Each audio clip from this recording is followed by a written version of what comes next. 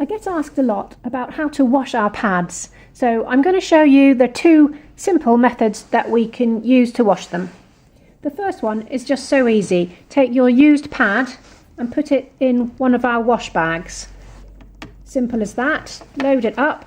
You can store your wash bag by the toilet, and then when it's full and you're ready to wash, simply wash it with your normal load up to 60 degrees.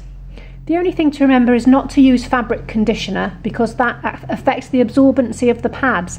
So don't use fabric conditioner, but you can wash up to 60. Now obviously it's more environmentally friendly if you wash lower than 60, but just to say that the fabrics won't get damaged if you wash up to 60.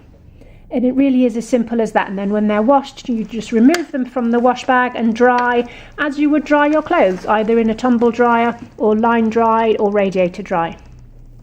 So that's method one. That's the easy peasy method. Method two is pretty easy peasy as well, and it involves using a wet bag.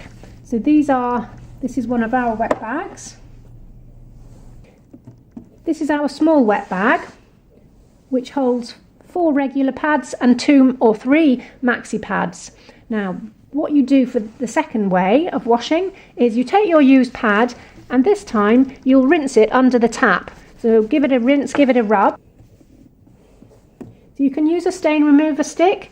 This is the one that we sell. It's by Bunch of Farmers, stain remover stick, and there it is. It's a lovely smelling, lemony smelling stick, and it works really well for all sorts of household stains actually. So once you've run your pad under the tap, give it a really good rub with the stain remover stick, get a good lather and give it a good rub, and then you pop that in the wash bag. And you can put in as many pads as will go in there and leave them in there until it's washing day. So when your wet bag is full, or when you're ready to do a wash, you just remove the pads from the wet bag. I've piled them in here to show you how many it will take.